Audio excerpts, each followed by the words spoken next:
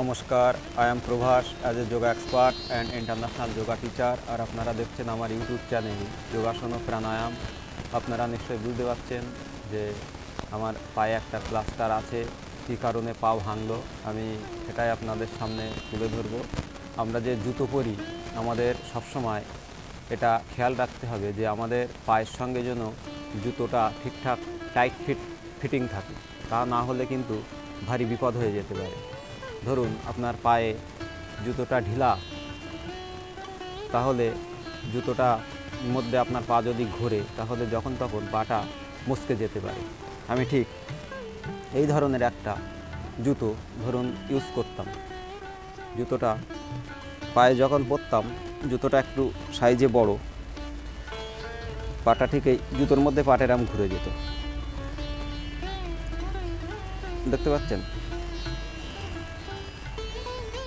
ঠিক এইভাবে পাটা ফেললে এরকম।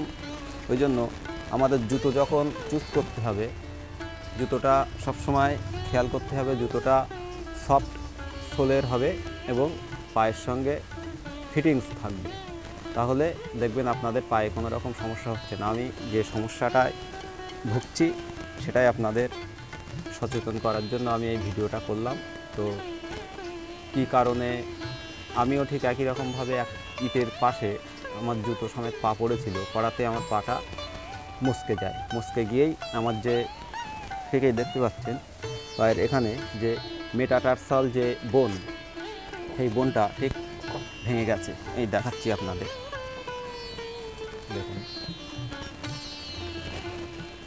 এই মেটাটার্সাল বোন। আপনারা জানেন যে মেটাটার্সাল 5টা বোন থাকে, 1 2 3 4 5, 5 নাম্বার মেটাটার্সাল বোনের জোন 1-এ একটা ক্র্যাক দেখা গেছে, মানে ভেঙে গেছে মাথাটা।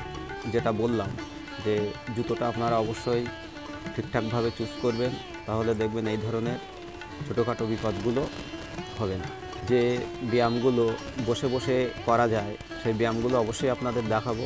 তো আপনারা চেষ্টা করবেন নিজেকে সেফ রাখার।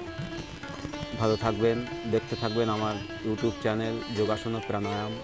অবশ্যই আমার চ্যানেলটি আপনারা দেখতে থাকুন এবং সাবস্ক্রাইব করে দেবেন এবং পাশে থাকা বেল আইকনটি প্রেস করে অল নোটিফিকেশন অন করে দেবেন। লাইক ও শেয়ার করে বন্ধুবান্ধব আত্মীয় স্বজনের মধ্যে অবশ্যই ছড়িয়ে দেবেন। নমস্কার, আজ এই পর্যন্ত, দেখা হবে নেক্সট ভিডিওতে।